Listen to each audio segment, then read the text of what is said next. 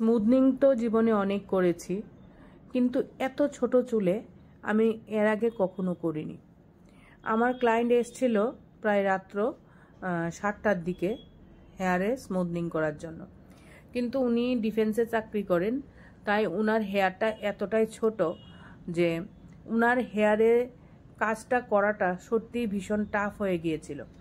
মানে আমি হেয়ারটাকে যে ধরে যে আমি ক্রিমটা ফার্স্ট তো আমি ওয়াশ করে ফেলেছি, তারপর যে ফার্স্ট ক্রিম অ্যাপ্লিকেশনটা যে আমি করব, হেয়ারটাকে যে ধরবো, সেই উপায়টা আমার ছিল না। মানে চুলটা এতটাই ছোট ছিল, ঘাড়ের সাইডের যে চুলগুলি তো খুবই ছোট ছিল, তার জন্য ক্রিম যে ইমালসিফাই করব সেই জায়গাটুকু ছিল না।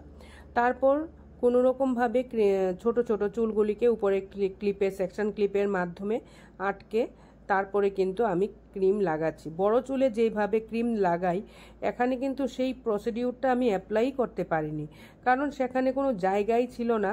তারপর সেদিন ছিল প্রচুর একটা ভিড়, কারণ কাস্টমারও প্রচুর এসেছিল, তার জন্য একটা ভিড়াভিড়িও ছিল।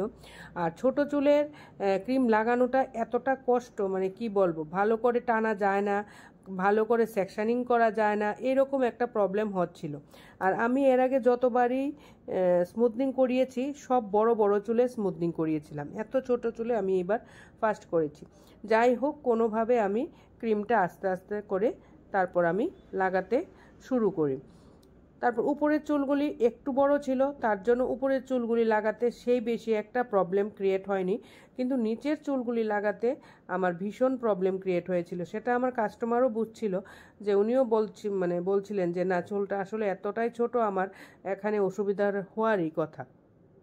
যাই হোক, আমার ক্লায়েন্ট অনেকটাই দেরিতে এসেছিল, আর তারপর উনি ভীষণ একটা মানে কি বলবো, একটু হেল্পফুল মনোভাব উনার, তার জন্য ওনার সাথে কাজ করতে আমার সেই রকম একটা বিশেষ অসুবিধা হয়নি।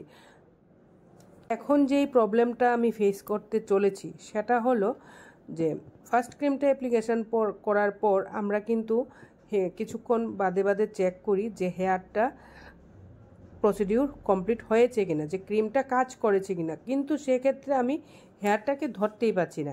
মানে নিচের চুলগুলি তো মানে ধরতেই পাচ্ছিলাম না, টানতেই পাচ্ছিলাম না। যাই হোক, উপরের চুলগুলিকে টেনে টেনে দেখেছি এবং কোনো রকমভাবে চেক করেছি, খুব ভালোভাবেই করেছি, কিন্তু ভীষণ কষ্ট হয়েছে।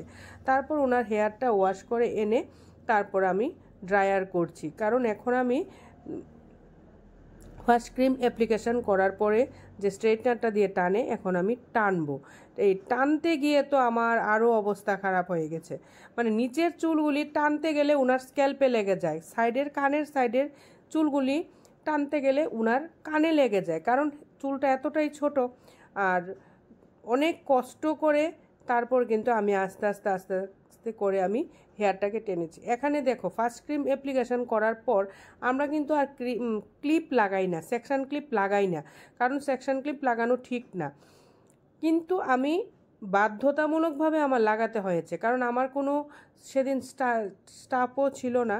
স্টাফ থাকলে স্টাফ ধরলে হয়, আর আমি একাই পুরোটা কাজ সামলাচ্ছিলাম, তার জন্য কিন্তু আমার সেকশন ক্লিপও লাগাতে হয়েছে। যাই হোক, সেকশন ক্লিপ লাগানোর পরেও কোনো অসুবিধা হয়নি, কারণ আমি খুব ফার্স্টেই কাজটা করছিলাম, যেন ওনার হেয়ারে কোনো ধরনের ডেন্ট চলে না আসে।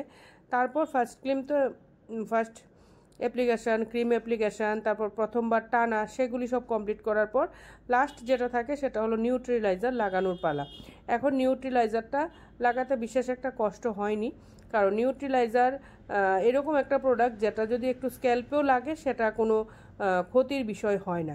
যাই হোক, আমি স্ক্যাল্পে তো লাগাইনি, কিন্তু যেহেতু আমার দীর্ঘদিনের একটা কাজের অভিজ্ঞতা আছে, তার জন্য আমার পুরোটা কাজ অনেকটাই ইজি হয়েছে। মানে কঠিন থাকা সত্ত্বেও আমি ইজি বলবো, কারণ সেটা হয়তো নতুনদের ক্ষেত্রে একটা চ্যালেঞ্জের কাজ হয়ে যেত। যাই হোক, তোমরা সবাই ভালো থেকো।